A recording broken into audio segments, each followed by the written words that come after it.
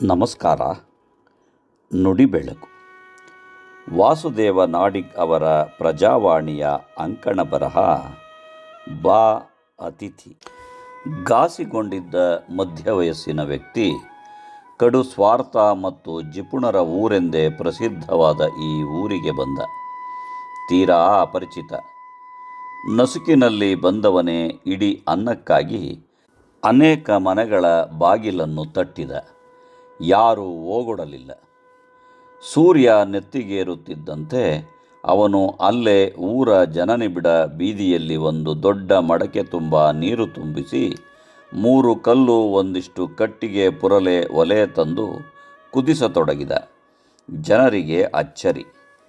ಇನ್ನೂ ಒಂದಿಷ್ಟು ಜನ ಸೇರಿದ ಮೇಲೆ ಒಂದು ಕಲ್ಲನ್ನು ನೀರಿಗೆ ಹಾಕಿ ಕುದಿಸಲು ಶುರು ಮಾಡಿದ.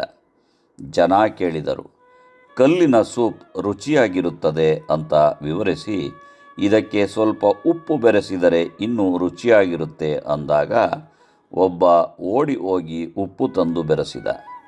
ಇದಕ್ಕೆ ಏನಾದರೂ ತರಕಾರಿ ಬೆರೆಸಿದರೆ ಇನ್ನೂ ರುಚಿಯಾಗಿರುತ್ತದೆ ಅಂದ. ಇನ್ನೊಬ್ಬ ಹೋಗಿ ಒಂದು ಈರುಳ್ಳಿ, ಒಂದು ಆಲೂಗಡ್ಡೆ ತಂದು ಹಾಕಿದ. ಹೀಗೆ ಬೇರೆ ಬೇರೆ ಬಗೆಯ ತರಕಾರಿ, ಮಸಾಲೆ ಪದಾರ್ಥಗಳನ್ನು ಜನ ಒಬ್ಬೊಬ್ಬರಾಗಿಯೇ ನೀರಿಗೆ ಸೇರಿಸುತ್ತಾ ಹೋದರು. ಇಡೀ ಊರಿನ ತುಂಬ ಕುದಿಯುವ ನೀರಿನಿಂದ ಹೊಮ್ಮುವ ಪರಿಮಳ ಹರಡುತ್ತಾ ಹೋಯಿತು. ವ್ಯಕ್ತಿ ಎಲ್ಲರ ಮನೆಯಿಂದ ಒಂದೊಂದು ಬಟ್ಟಲು ತರಲು ಸೂಚಿಸಿದಾಗ ರುಚಿಕರವಾದ ಸೂಪ್ ಎಲ್ಲರೂ ಹಂಚಿಕೊಂಡು ಕುಡಿದರು. ಈ ಬದುಕು ಹೀಗೆ ಅಲ್ಲವೇ? ನಂಬಿಕೆಯ ಮೇಲೆ ನಿಂತಿರುತ್ತದೆ. ಅಪರಿಚಿತ ಅಂತ ಬಾಗಿಲನ್ನು ತೆರೆಯದೆ ವಾಪಸ್ ಕಳಿಸಿದ್ದ ಜನರೇ ಅಪರಿಚಿತನನ್ನು ನಂಬಲು ಶುರು ಮಾಡುತ್ತಾರೆ. ಒಂದು ರುಚಿಕರವಾದ ಪೇಯ ಅವರನ್ನು ಹತ್ತಿರ ಸೇರಿಸುತ್ತದೆ. ಕಲ್ಲಿನಿಂದ ಸೂಪ್ ತಯಾರಾಗುತ್ತದೆ ಎಂಬ ಅವನ ಮಾತಿನ ಮೇಲಿದ್ದ ಬಲವಾದ ನಂಬಿಕೆ ಜನರನ್ನು ಸೇರಿಸಿದ ಭಾವವೇ ಅಗಾಧವಾದದ್ದು. ಕಲ್ಲಿನಿಂದ ಆರಂಭವಾದ ರುಚಿಯಾದ ಸೂಪಿನ ಆಸೆಯಿಂದ ಆ ಜನರೆಲ್ಲ ಸೇರಿದ್ದರೂ ಅದರ ಹಿಂದೆ ನಿಸ್ವಾರ್ಥವಾದ ಕೈ, ಮನಸ್ಸು ಕೆಲಸ ಮಾಡಿದ್ದು ಸುಳ್ಳಲ್ಲ.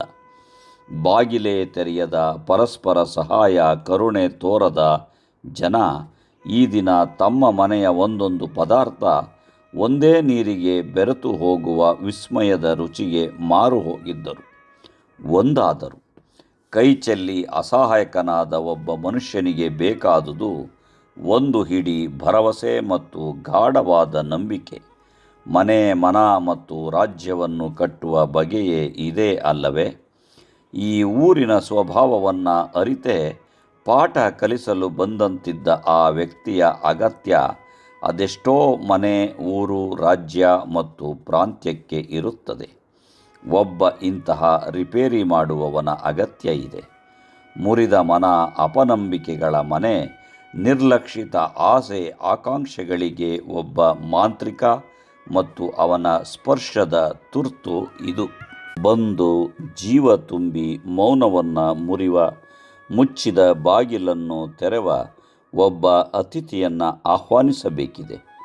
ಕುವೆಂಪು ಅವರ ತೆರೆದಿದೆ ಮನೆ ಓ ಬಾ ಅತಿಥಿ ರಚನೆ ಮತ್ತೆ ಮತ್ತೆ ಕೇಳಿ ಬರುವ ಹಾಗಿದೆ. ನಮಸ್ಕಾರ. ಧನ್ಯವಾದಗಳು.